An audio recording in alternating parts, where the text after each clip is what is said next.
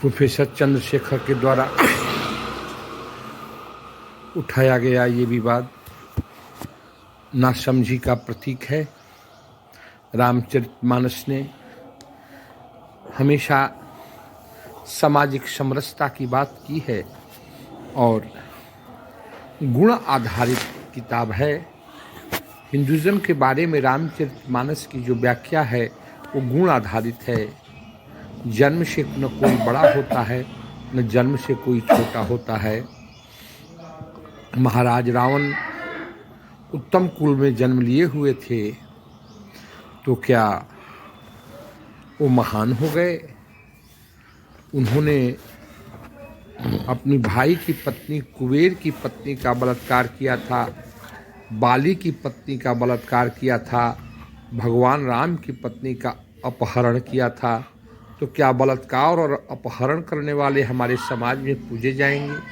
और क्या गोस्वामी जी का विप्र के प्रति जो संबोधन था वो यही कहता है? नहीं। पूजिया विप्रा शील गुणहीना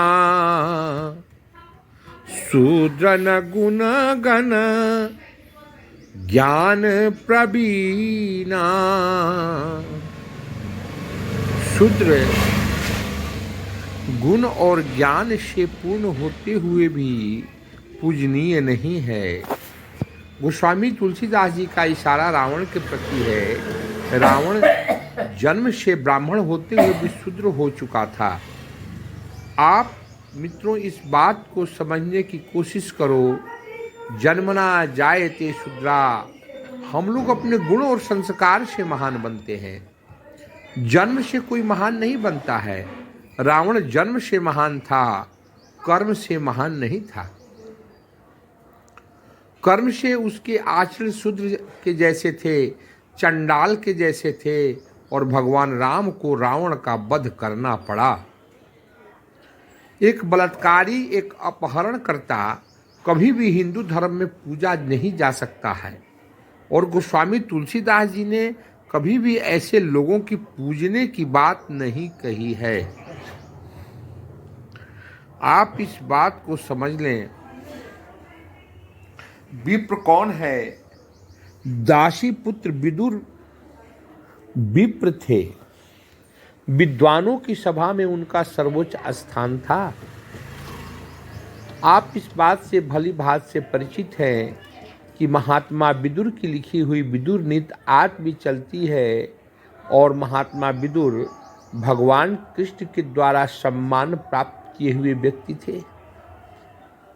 उनके चरित्र और आचरण पर कभी प्रश्न नहीं उठा। और गोस्वामी तुलसीदास जी ने अगर विप्र पूजने की बात की है तो महात्मा विदुर जैसे संतों की पूजने की बात की है। वो कभी रावण के पूजने की बात नहीं की है। पूज्य विप्र शील गुणहीना शूद्र न गुण गण ज्ञान प्रवीणा। यहाँ पर मतभ्रम की स्थिति खड़ी होती है कि अगर ब्राह्मण गुण रहित भी है, शील रहित भी है तो उसे पूजना चाहिए। लेकिन ब्राह्मण है कौन? क्या जन्म लिया हुआ ऊंचे कुल में जन्म लिए हुआ व्यक्ति क्या ब्राह्मण है? रावण ऊंचे कुल में जन्म लिया था। उत्तम कुल पुलस्तके नाती शिव बिरंची पूजे बहुभांति। धार्मिक पिता और उत्तम कुल पुलस्त में जन्म भी लिया था। तो उससे क्या हुआ? क्या वो पूज्य हुआ? वो पूज्य नहीं हुआ। शील गुण उसमें कुछ भी नहीं था। रावण ब्राह्मण होते हुए भी चंडाल कहलाया, शूद्र कहलाया और महात्मा विदुर दासी पुत्र होते हुए भी विद्वान कहलाए, विप्र कहाए। महर्षि विश्वामित्र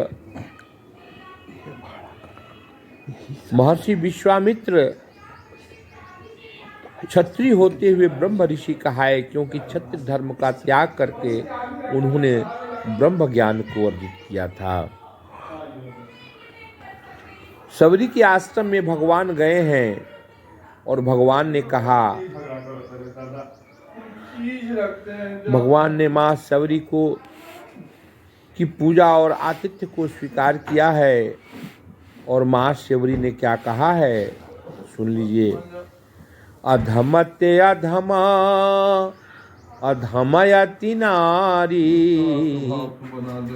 तिन्ह महमय मति मंद अघारी। हे राघवेंद्र, हे दशरथ कुल नंदन, मैं तो नीच जात का हूँ, मतिमंद हूँ, नारी हूँ,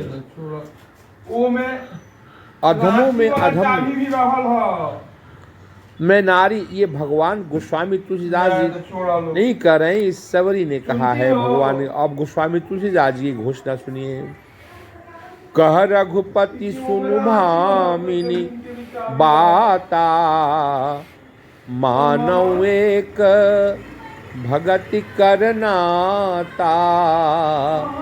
भगवान राम कहते हैं कि मैं सिर्फ भक्ति के नाते को मानता हूं, मुझसे अगर किसी का रिश्ता है तो भक्ति का। और ये जात पात कुल धर्म नारी मतिमंद ये सब मैं बात नहीं मानता माँ। कुछ बोल रहे हैं रे। और गोस्वामी तुलसीदास जी की ये घोषणा है, श्री रामचरितमानस में उनकी ये घोषणा है। रामचरितमानस भक्ति का काव्य है, जातीयता बढ़ाने का काव्य नहीं है। प्रोफेसर चंद्रशेखर जी पढ़िए, रामचरितमानस में ही लिखा है। जहां आपने अर्थ का अनर्थ किया वहीं गोस्वामी जी लिखते हैं। कह रघुपति सुनु भामिनी बाता, मानव एक भगति करनाता। मैं सिर्फ भक्ति के नाते को मानता हूं। जात पात कुल धर्म बड़ाई, धन बल परिजन गुण चतुराई।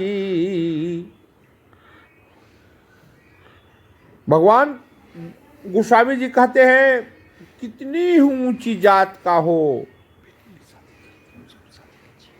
कितनी ऊंची पात का हो, कुल का हो, चाहे कितना ऊंचा उसका धर्म हो, अब बहुत बड़ाई प्राप्त किया हुआ धर्म और बल से संपन्न हो, फिर भी भगवान राम को वह प्रिय नहीं है।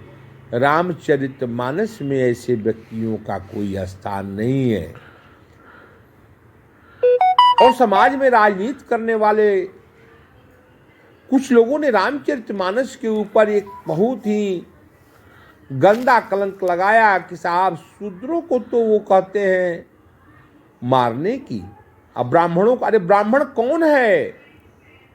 जन्म से कोई तिवारी दुबे पांडे हो गया वो ब्राह्मण नहीं है। उत्तम कुल पुलस्त के नाती होते हुए भी रावण ब्राह्मण नहीं रहा, क्योंकि वो बलात्कारी निकला। कुबेर की पत्नी के साथ बलात्कार रावण ने किया,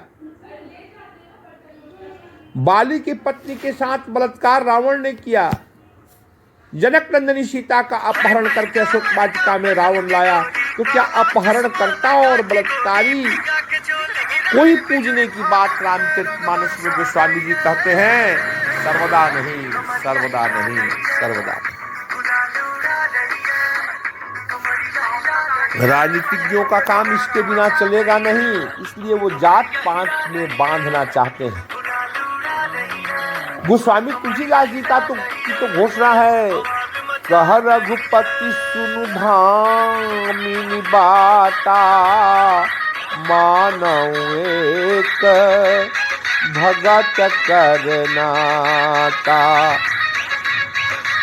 गोस्वामी तुलसीदास जी सिर्फ भक्ति के नाते को मानते हैं, राघवेंद्र सरकार सिर्फ भक्ति के नाते को मानते हैं और किसी नाते को नहीं।